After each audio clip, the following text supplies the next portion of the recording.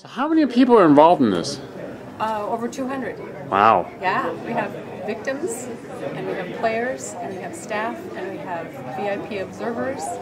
Right. And is that it? Did I say players? Mm-hmm. Yeah, so lots of people, and the players don't know what's going to happen.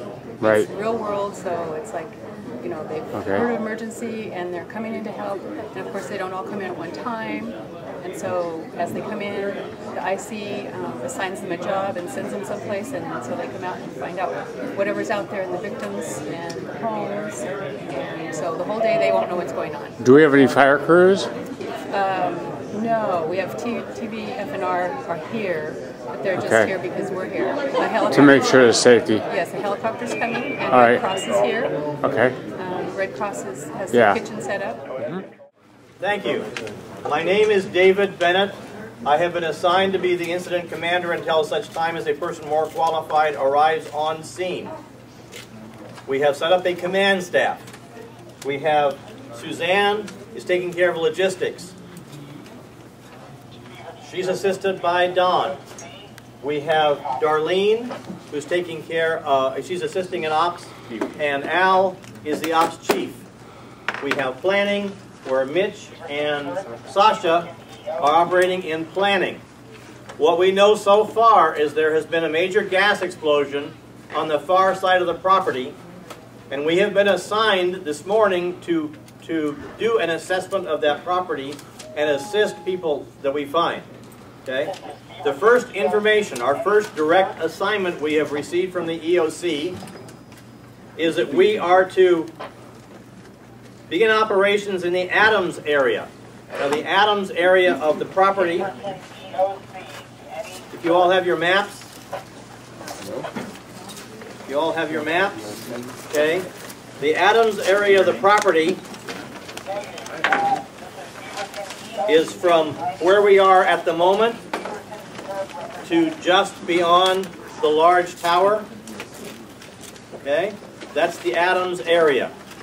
That's the area we will be assigned to assess and then rescue and treat. Okay, we are setting up a medical treatment area. It's not yet established, but we will be setting it up.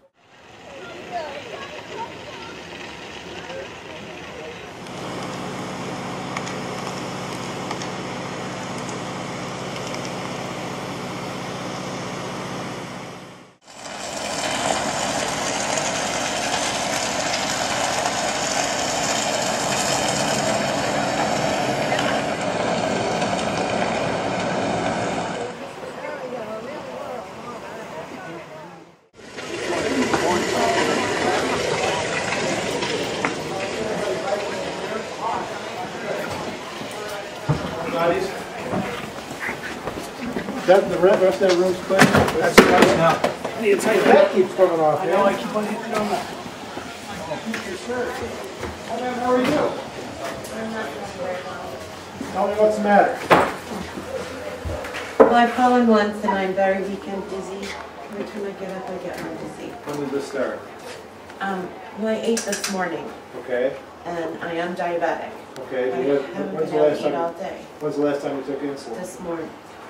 Was that the regular dosage? Yes. She needs some sugar, I think. Something, would sugar be a good idea? Juice would be good, or honey, or candy. That would be very good. Well, we're not going to give that to you because we don't have it. We're going to get you out of here where somebody can get it to you. Can you walk okay? No, I'm not. We'll help you walk. I'm staying steady. Okay. That's to be expected. We're going to help you get up and get out of here. You have any cuts or bruises? Yes, I fell once already. Okay. But you're not bleeding. So that's good. Oh, see Daisy.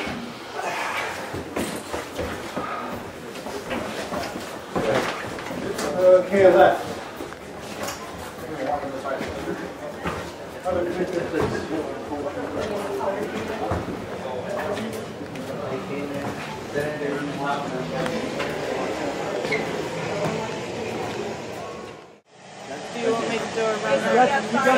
You got some folks right here behind you. Grab them. Okay, we're fire. You're fire? Yes. We've been assigned by the IC for fire. First, we need to get the people away from the building. Okay, all right, so do that. So there's the green medical area behind here. This transportation to the green All right, so we're getting... Yeah, okay. People brought out some big ones. We brought them out. Okay. So let's just go look through this. She was.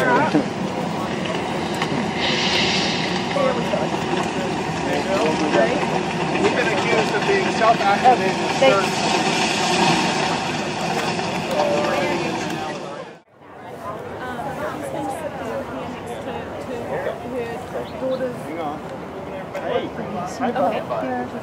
Pardon? We got a broken leg, although it looks like he's holding it fairly well, so it's not compound. Okay, Can you turn your name tag around? We got someone here. Amber, can I get your help, please? yellow is further down. Someone...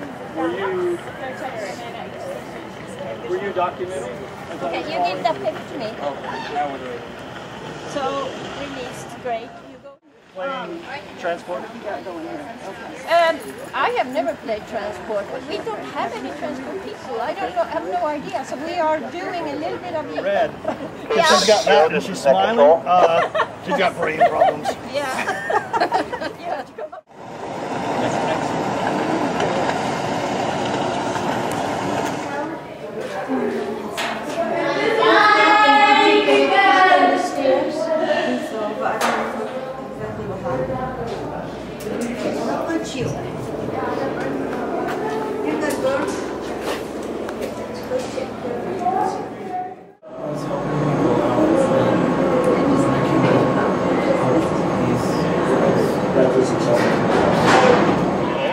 The way we'll do this is you guys are walking down the street, this car come flying down the road, flipped over, hit him, hit you guys, and you guys can still get in there.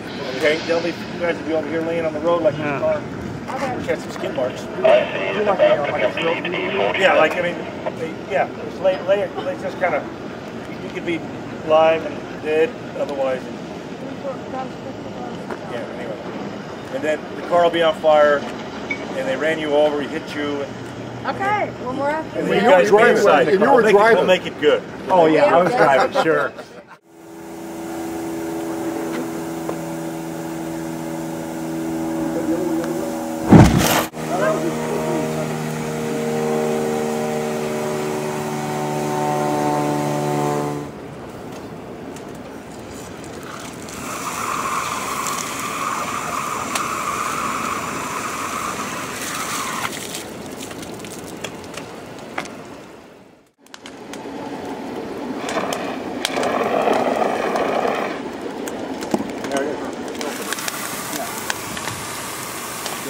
Good? It's kind of...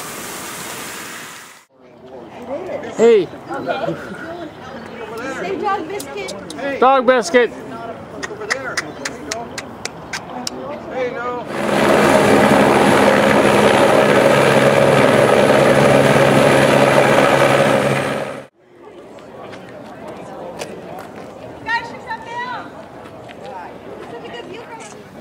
Thanks for having us. My name is Lindsay.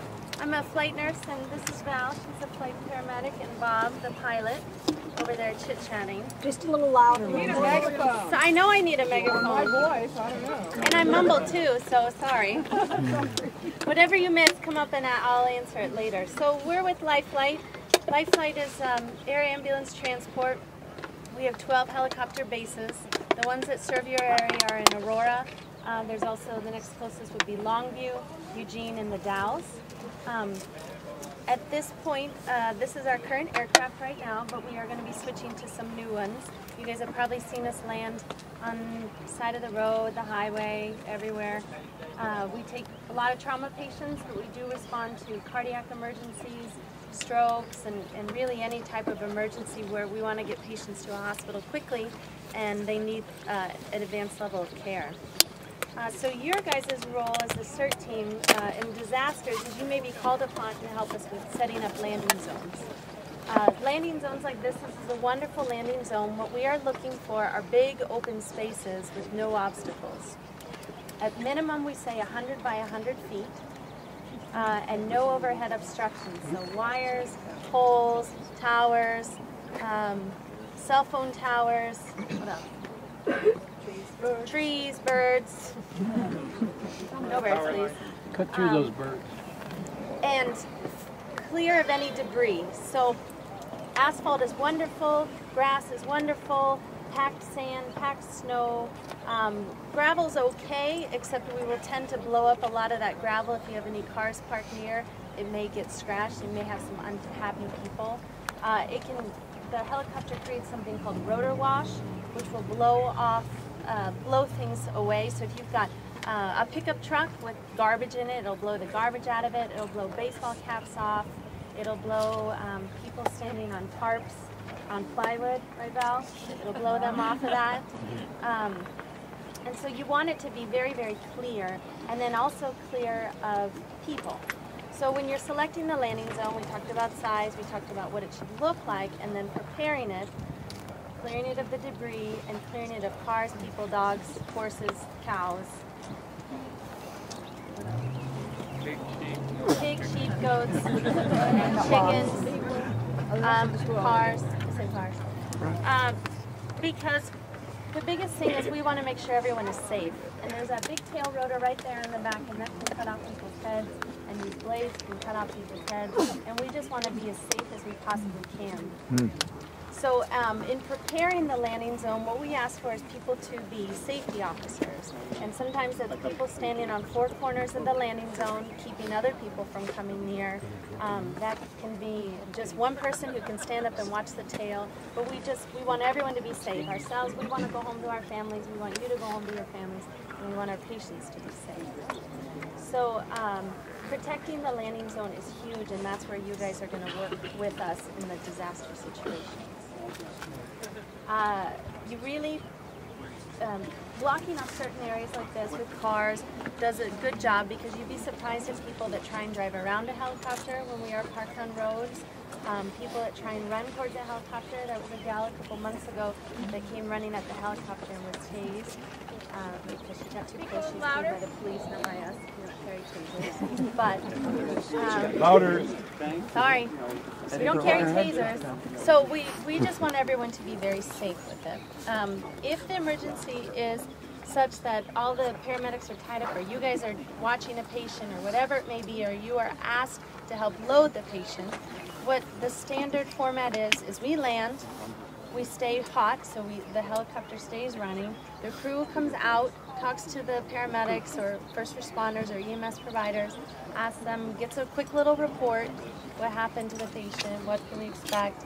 We tell them where the patient's going to be going, and then we need some people to bring them back. So usually it's just about 4 people, one on each corner of the backboard or litter or whatever it may be. One of us will come back, open up the helicopter just like this, take the bag off, open it up and get it ready, and stay here so that where Val is, keep anyone from going back that way. And then the other person will be with the patient, will direct them in, walk in. It's going to be very loud. Wearing those hard hats is, I think it's okay. Do those go off? Those are probably broken. You'd have to have something that would come under the chin. The fire ones that have the strap will be good, but no ball caps, no loose items of clothing. If the patient has a blanket on it, it needs to be underneath the belt or strapped down. No holding the IV bags or whatever may be up here. So we'll bring you in like this. It's very loud under the helicopter, so it's very important to follow the crew's direction. So as soon as that patient's loaded, the crew's going to sort of tap you on the shoulder, say thank you, and have you exit in the direction that you came. So chances are you're going to come in between 10 and 2, probably more like 12 and 10. Come in this way, load the patient, and go that way and be very clear of the rotor. At that point, we'll close the stretcher, shut the doors, or put the stretcher in, shut the doors, and then take off. Questions so far? So is this real, or it's make-believe, or we are actually doing it? If there was a disaster, I imagine you guys would be called upon. Yeah, not today. What we can do today is we can take this stretcher out so you guys can feel what that's like and practice loading it, but we're not going to run it hot and do that sort of thing today. Yes? How many do you have? We have 12 helicopters throughout Oregon, Washington, and Idaho, but that service this area, about 4. Eugene, Aurora, Longview, and the Dalles. What's your flight down Aurora to, say, Portland? About 12 minutes. 12 minutes. Do we mark the landing? Oh, good question. Sorry, I didn't mention that. So you can mark the landing zone with cones. Cones work really well in daytime or nighttime. In nighttime, you can stick a flashlight in the cone to illuminate it. You can use flares. I don't recommend flares as much anymore because I'm usually giving this presentation to firefighters and I'd hate to suggest anything that might start another fire. Strobes or flashing lights, not the strobes that look like disco lights, but more just the flashing amber lights are great. And sometimes even just people. If there were 4 of you standing in the 4 corners with your bright vest, that would help us a lot too. I would say extend your landing zone out a little bit just so everybody's clear and safe and feels comfortable with it. But that would work well. Good question, thank you. So I'm not sure what in a disaster situation, there may be some difficulty with the radio communication. We have a lot of radio frequencies pre-programmed into here. A lot of the Washington County ones, because that's where you guys are all, yeah. So chances are we'd be communicating on the 800 Washington County ops channels. You won't. Then what do you guys have access to? Ham radio and maybe city frequencies. Yeah, I'm not quite sure. It is possible we can get patched in through via cell phone. When we've landed up at Mount St. Helens for a patient, and we're patched through to the patient's cell phone. My guess is in a disaster, we can land without radio communications. We don't recommend it, but if we were very clear where the GPS coordinates were directing us, it was a clearly marked landing zone, something like this, we could see it was clear, and the pilot felt comfortable with it, then we could come in and land without having the radio communication. But it would be up to our pilot and the flight crew whether or not they felt comfortable with that. But sometimes our radio communications fail, the systems fail us anyways in real calls. And so with the crew we have to discuss, do you feel okay with this? I feel okay, and then we can come in. Do you take more than one patient? No. Not currently with this aircraft, because it only has the stretcher for 1. We have taken a few of moms with moms that just deliver their baby at home, and then we just scoop them both up and go. Or I think we've done a baby and a carrier, and then mom taking them both. But our next aircraft will have the capacity to carry 2. Will it be a left side load also? I'm not sure the side load. It will be a side loading, but I don't know if it's left or right. I haven't seen the configuration. Wind conditions? Wind. That's I don't know the max. We're recording. Bob. Over here. You're in trouble now. You're on the payroll. Get in there. Your wind restrictions? We're actually 35 knots.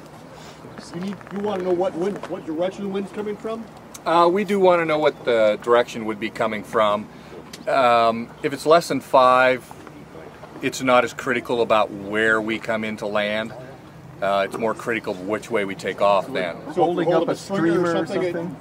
Hold up a stringer or something? Streamer would work fine, or actually just when we call up, our initial call up usually, just tell us which way it's coming from.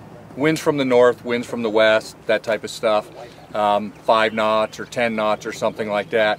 And then we can make a decision while we're up there which way to come in and what's the best for us. You talk about a streamer and all of a sudden there we are and it's nighttime. Unless you want to throw a glow stick out there, and then we can see the glow stick but we can't see you. Except we do have NVGs now, so actually we can. So it makes a lot of difference. But yes, just tell us which way it's coming from. If you can't really tell, say it's light and variable at 3 knots or something like that. Questions? More questions? Yes. Does the bird have a PA on it? A what? A PA? No, we do not. Okay. No. Not anymore. We used to go to too many parties and say, hey, get out there, and then we go steal the keg. A hill that's in the way, and we can't have, we do line of sight sometimes, or it's, you know, I'm not quite sure, there might be miscommunication where they think they're on one frequency and we think they're on another. So, just why do we have radio difficulties sometimes? And I was explaining that sometimes it can be just a line of sight thing where we can't, our helicopter's here and there's a big hill in the middle to where we're trying to get to, and we can't communicate that way, or maybe they're on a different radio frequency than we are, and there was a miscommunication. It doesn't happen a lot. You have statewide fire on it? So does the staff have to use the helmets when you are in the air? Mm-hmm. So that's so you can talk to one another. So how do you, for instance, hear the blood pressure and things? So we have our, I mean, we can communicate with each other. We have our microphones and within the aircraft we can communicate, and then we use our little speaker box here to communicate outside when we give report to the hospitals or talk to our dispatch or talk to the scene like we did earlier. A nice heavy. So can we see the little gurney come off and? Sure. Usually go out, listen to them, and then come back and keep really both sides. So our communication when you're in there, so okay, so it's kind of sign language.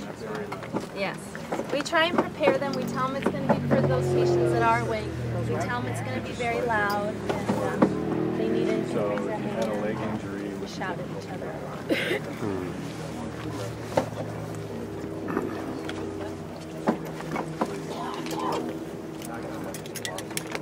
Do you guys have a backboard, or do you want to? Yes.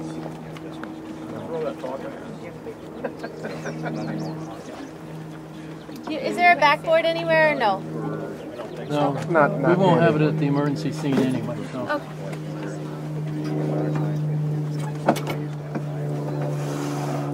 So our stretcher slides out like this, and if you guys want to grab two people on the end, that end, and then on the end, another person on that end. So we can show you, if you guys go out this way with the stretcher. Yeah. Go all the way out to the end. We don't need it anymore. All the way to the end of the street. No, just kidding. Okay, that's good, that's good. Keep going, we're walking,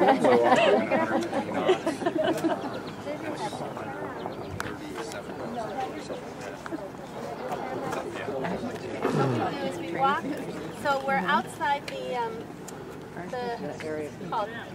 rotor disc. Thank you. So we're outside the rotor disc. We actually be quite a bit far. Val's gone up and she's set it all up for us. So as we walk forward, Bob would be sitting there and I'd look at him, is it okay? And he'd probably be looking, so give me a thumbs up or a nod. So he'd say, okay, right You're going feet first or head first? We're going to load in feet first. But you're carrying them feet first. Right. Yeah. That's why she had us turn around. So then you guys are going to swing around this way. Your patients are a lot heavier. Is there a weight limit for the patient? There's no official weight limit. There's certain things we have to do. Okay, so start sliding. If the patient's way over a certain amount, we have to carry, do a different fuel load. We may have to leave a person on scene, or the pilot may need to burn off some extra fuel before we leave. But we've taken 550 pounds patients. Wow. Basically, if we can secure them in here, and there's a lot of, I mean, if we can get around their girth secure like that with all of them, and safely shut the door, then we can take them. So the pilot always stays in? And it's not like a paramedic or something that comes out and helps. So the pilot's always in the pilot seat? He is, yes. And so when you have a patient, you get help to put this in, or is it just the two of you? Oh no, we would need help. We're not that strong. I'm not that strong. Val's.